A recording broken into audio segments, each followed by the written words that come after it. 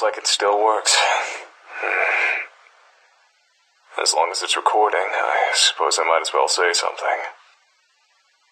How long has it been since I last used this thing? It's been at least 2 decades. Almost 3.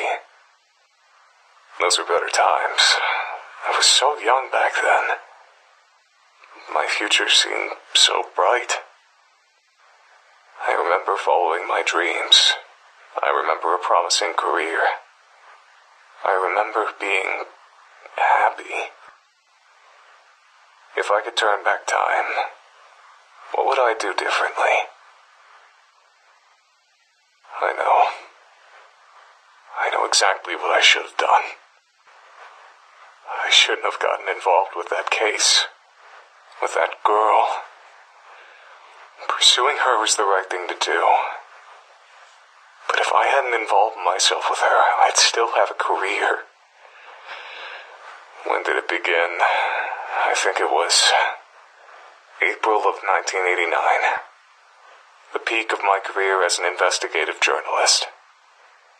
That's when I heard about a murder at the local high school.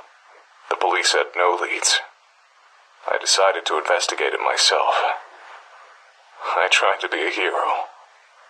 And that was the worst mistake of my life.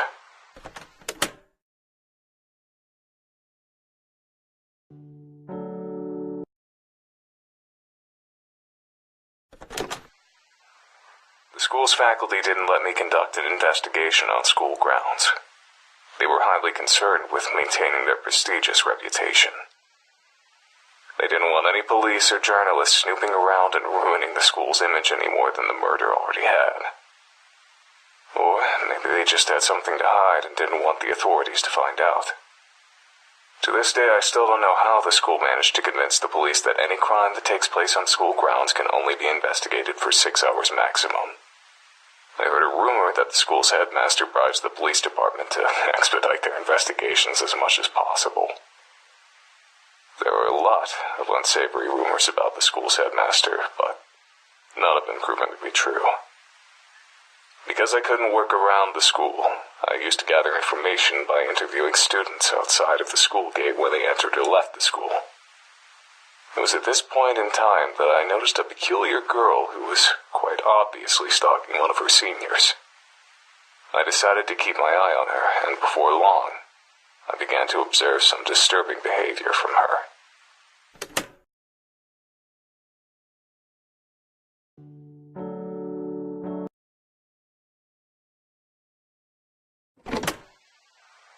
From the school gate, I witnessed the girl do more than just stalk an upperclassman. She stalked any girl who spoke to him. Through student interviews, I kept tabs on what happened to those girls. They became the victims of bullying, were expelled, and in some cases, stopped coming to school. I frequently saw the girl running with a mop and a bucket, as though she always had some sort of mess to clean up. That girl was using manipulation, intimidation, and sometimes even violence to sabotage the boy's love life. If she wasn't above that kind of behavior, the possibility of murder didn't seem too far off. I didn't want to believe that a schoolgirl would actually commit murder just to keep a boy single, but the evidence was staring me straight in the face. That's when I learned a crucial piece of information. The girl who was murdered at the beginning of the school year had a crush on the same boy that was being stalked. The final piece of the puzzle had fallen into place. I knew that I had found the culprit. I went to the police with my findings.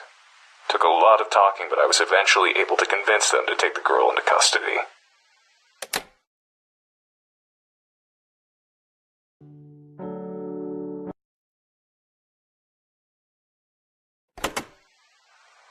The idea of a murderous schoolgirl was scandalous enough to attract lots of attention. Word of her arrest quickly spread across the entire nation. The trial turned into a media circus. I became a celebrity practically overnight. I didn't want to be a public figure, but I did want my investigative skill to be recognized. I hoped that all the attention would boost my career. As it turns out, I was dead wrong. That manipulative little schoolgirl put on the best act I've ever seen. She cried non-stop, feigned ignorance at every opportunity, and had an excuse for every accusation leveled at her.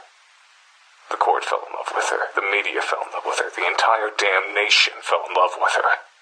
She called me a dirty pervert who enjoyed leering at schoolgirls.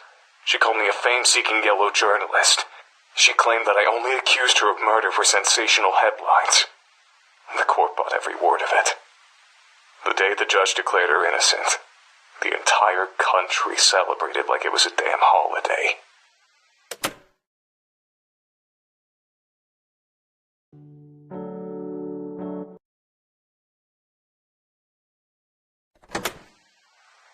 From that day forward, I was a national disgrace. I was known across the country as a lecherous journalist who stalked schoolgirls and tried to throw a girl in prison to boost his own career. I saw disgust in the eyes of every person who looked at me. My house and my car were vandalized every day for weeks. Needless to say, I was never able to work as a journalist again. The police department that arrested the girl was also the subject of national criticism. They were accused of being incompetent fools who would arrest anyone without sufficient evidence. Ever since then, the police in that town have been extremely lenient in an attempt to repair their reputation, and don't want to go anywhere near the local high school except for extremely brief periods of time. But the worst part of the entire experience didn't come from the media or the public. Immediately after the trial, I tried to escape the press by hiding in an alley behind the courthouse. Only one person found me there. It wasn't a journalist or a reporter. It was the girl that had just been declared innocent. I'll never forget her face that day. She was smiling, but her eyes were blank, empty, soulless, like a doll's eyes. She looked like she didn't have a single ounce of humanity in her entire body. With that smiling face, she said to me, "It would be very easy to make your death look like a suicide. Don't ever cross me again." She turned around and left without another word.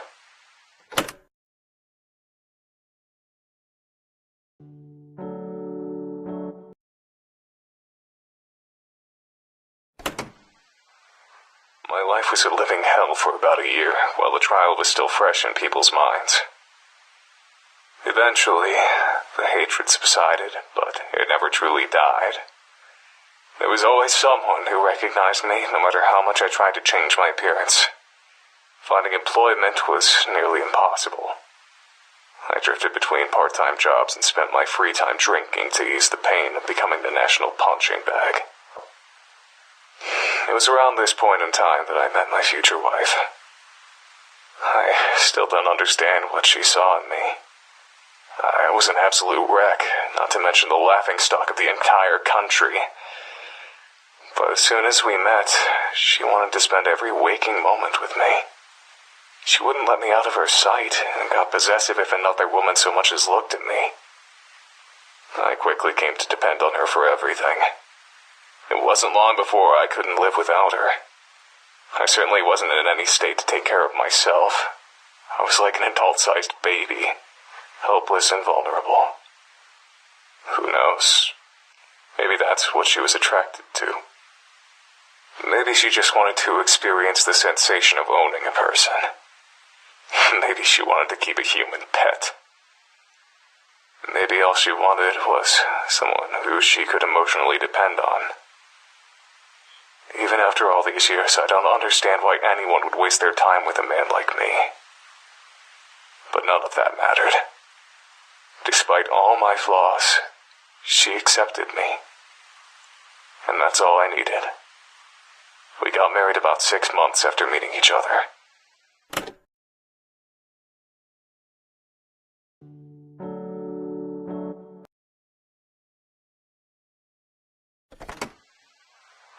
My wife died while giving birth to our only child.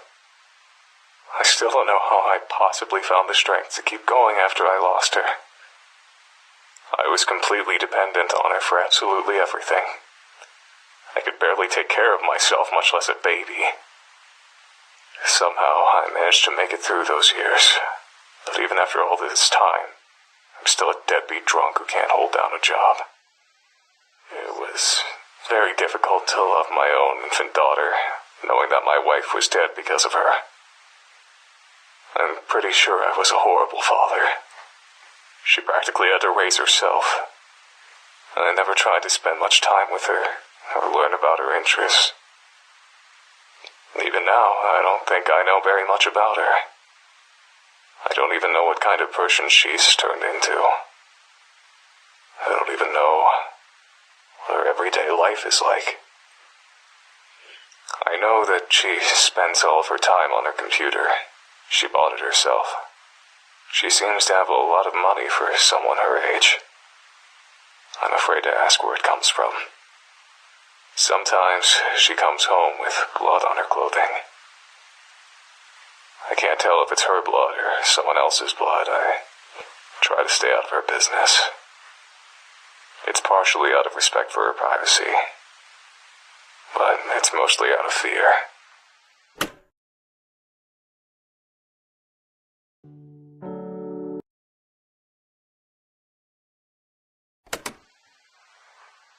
I've never told anyone about any of this. Never saw a shrink, never had any friends to confide in. I thought that it would be therapeutic to record my feelings, even if I'm only talking to an obsolete machine. But this hasn't calmed me down at all. The only thing to come out of this experience is that all of the anger and hate I've kept buried for the past 2 decades has risen back to the surface. I don't think I can go back to the way things were before. I don't think I can go back to wasting my time with crappy part-time jobs, drinking, and sitting on a couch feeling miserable. I don't want this to be my life. But I can't let myself die just yet either. Not until I see justice served. That girl from 1989. She's a grown woman by now, but she's never been punished for the sins of her youth. I can't go on living in a world where a monster like her walks around in public. I'm the only one who knows the truth about her, so I'm the only one who can bring her to justice. I still know how to track a person down. I still know how to learn a person's secrets. I still know how to dig up the truth. For the first time in decades, I feel like I have a purpose. I feel like I know what to do with my life. I'm going to deliver justice to that murderer. I'm going to die trying. This old antique was good for something after all.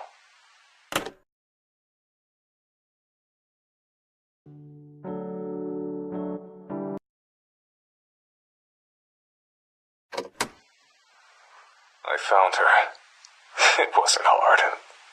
She never even moved out of her hometown. I've been following her around town for the past week. It's not that hard to follow someone without being spotted if you know the right tricks. The only difficult part is looking at her without being consumed with disgust. Thinking about what she got away with. Thinking about what she's responsible for. It almost makes me go blind with rage. This whole week, I felt like something was wrong. Yesterday, I realized what it was. I'm surprised it took me so long to figure it out. She suddenly changed directions while walking, or linger in one place for seemingly no reason. I recognized that behavior. It's my own behavior. I know what she's doing. She's stalking someone. It didn't take me long to figure out who her prey was. A young woman just out of high school. I don't know what she's done wrong, but she's clearly marked for death. She'll be dead within a week if I don't do something. I want to warn her that a killer is stalking her, but I can't repeat the mistakes of the past. In order to convict this monster and send her to prison, I need firm evidence that she's a murderer. If I save this young woman's life, I won't have any evidence. I have to let her die. And I have to be there when it happens, filming her murder. It's the only way to get the evidence I need. The only way to make sure that justice is served. But this really justice? Letting a woman die? If I don't get this monster arrested, then there will only be more victims in the future.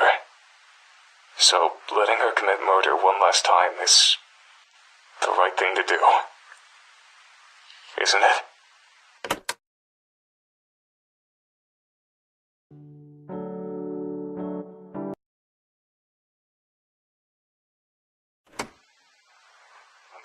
I'm a goddamned fool. I got sloppy. She caught me. I followed her into an alley, lost her in the shadows. Then I heard her voice from behind me. Long time no see, Mr. Journalist. I turned around and saw her just inches away from me. She was smiling. I recognized that smile. It was the exact same smile she wore when she threatened my life in 1989. I didn't know what to do. I just turned and ran. I've broken a truce that lasted almost 3 decades. She knows I was after her. There's no way she'll let me live. I'm doomed. I can't go to the police. I'll sound like a babbling lunatic without evidence, and right now I don't have any. Even if they do listen to me and investigate her, they won't find anything. My only option is to leave town. No. Oh, no, it's worse than that. I have to leave Japan altogether. I searched for you, but I couldn't find you. I can't wait for you to come home. I have to leave immediately. I'm going to gather all of the recordings I've made so far and put them where I know you'll find them. That way, at least you'll know why your father disappeared so suddenly. I only hope that she doesn't try to get revenge on me by harming you. I don't know when I'll be back. I don't know if I'll be back. I don't know if she's willing to cross oceans to hunt her prey. If she is, I'll try to lure her into a trap, try to expose her true nature in front of the police. It's my only hope. I know you can take care of yourself. If I had more time, there's so many things I'd say to you, but I can't. Not now. Stay safe. I love you.